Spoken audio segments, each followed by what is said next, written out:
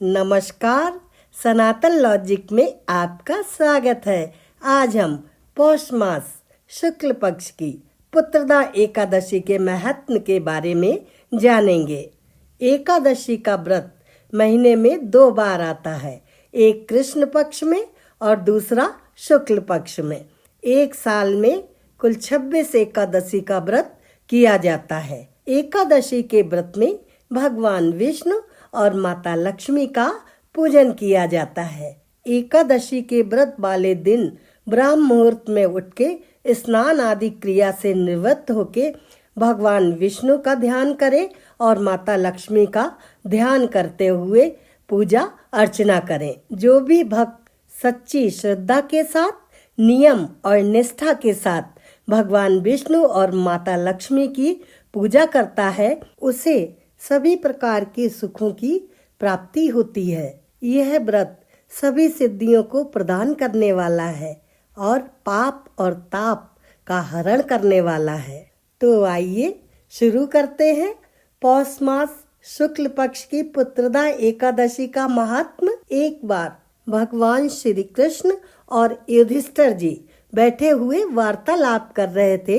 तभी युधिष्ठिर जी भगवान कृष्ण से बोले, आपने शुभ कारणी सफला एकादशी का वर्णन तो कर दिया, अब कृपा करके शुक्ल पक्ष की एकादशी का महात्म भी बतलाइए। उसका क्या नाम है, कौन सी विधि है तथा उसमें किस देवता का पूजन किया जाता है। भगवान श्री कृष्ण ने कहा, राजन, पौष के शुक्ल पक्ष की जो एकादशी है उसे बतलाता हूँ, सुनो। महाराज, संसार के हित की इच्छा से मैं इसका वर्णन करता हूँ। राजन, पूर्वोक्त विधि से ही यत्न पूर्वक इसका व्रत करना चाहिए। इसका नाम पुत्रदा है। यह सब पापों को हरने वाली उत्तम तिथि है। समस्त कामनाओं तथा सिद्धियों के दाता भगवान नारायण इस तिथि के अधिदेवता हैं।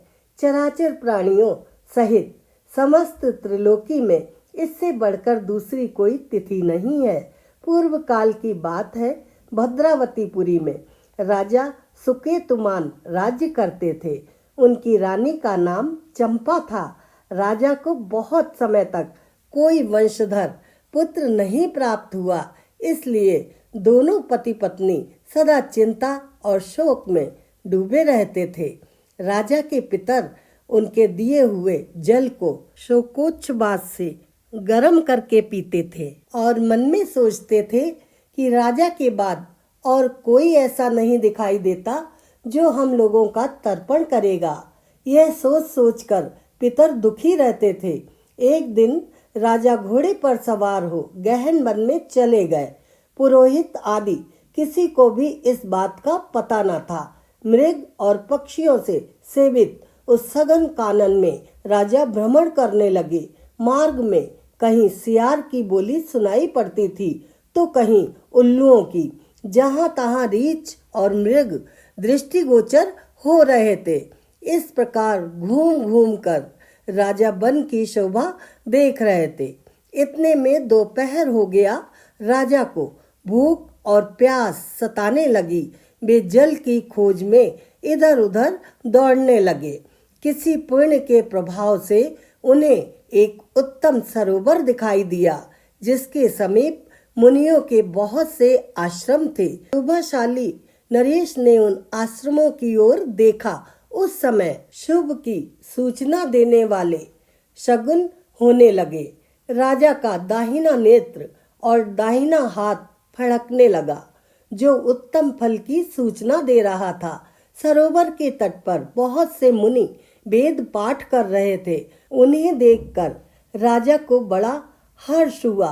वे घोड़े से उतरकर मुनियों के सामने खड़े हो गए और पृथक पृथक उन सब की वंदना करने लगे। वे मुनि उत्तम व्रत का पालन करने वाले थे। जब राजा ने हाथ जोड़कर बारंबार दंडवत किया, तब मुनि बोले, राजन, हम लोग तुम पर प्रसन्न हैं। राजा बोले, आप लोग कौन हैं? आपके नाम क्या है? तथा आप लोग किस लिए यहाँ एकत्रित हुए हैं, यह सब सच सच बताइए। तब वे मुनि बोले, राजन, हम लोग विश्वदेव हैं, यहाँ स्नान के लिए आए हैं। माघ निकट आया है। आज से 5वें दिन माघ का स्नान आरंभ हो जाएगा। आज ही पुत्रदा नाम की एकादशी है, जो व्रत करने वाले मनुष्यों को पुत्र देती है। राजा ने कहा, विश्वदेवगण, यदि आप लोग प्रसन्न हैं तो मुझे पुत्र दीजिए। मुनि बोले, राजन, आज के ही दिन पुत्रदा नाम की एकादशी है। इसका व्रत बहुत विख्यात है। तुम आज इस उत्तम व्रत का पालन करो। महाराज, भगवान केशव के प्रसाद से तुम्हें अवश्य पुत्र प्राप्त होगा। भगवान श्री कृष्ण कहते हैं, युधिष्ठिर, इस प्रकार उन मुनियों के कहने से राजा ने उत्तम व्रत का पालन किया। महर्षियों के उपदेश के अनुसार विधि पूर्वक पुत्रदा एकादशी का अनुष्ठान किया। फिर द्वादशी को पारण करके मुनियों के चरणों में बारंबार मस्तक झुकाकर राजा अपने घर आए। तदनंतर रानी ने गर्भ धारण किया। प्रसव काल आने पर पुण्यकर्मा राजा को तेजस्वी पुत्र प्राप्त हुआ, जिसने अपने गुणों से पिता को संतुष्ट कर दिया। वह पुत्र प्रजाओं का पालक हुआ। इसलिए राजन, पुत्रदा का उत्तम व्रत अवश्य ही करना चाहिए। मैंने लोगों के हित के लिए तुम्हारे सामने इसका वर्णन किया है। जो मनुष्य एकाग्रचित्त होकर पुत्रदा का व्रत करते हैं, वे इस लोक में पुत्र पाकर मृत्यु के पश्चात स्वर्गगामी होते हैं।